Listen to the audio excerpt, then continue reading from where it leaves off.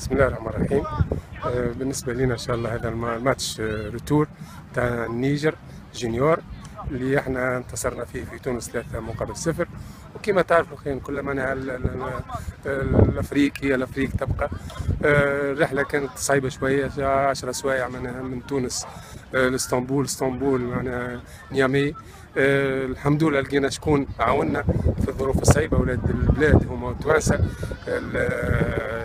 الاخ سي ناصر رقيق وزميله، سامحوني اسمه ما نذكروش، انه فهمت يعاونونا جدا واستقبلونا وكانوا سهلوا لنا مهامنا في النزل، سهلوا لنا مهامنا في الاقامه، وكل نهار معنا. هذا معناها شرف لينا وشرف ليهم هما كتوانسه.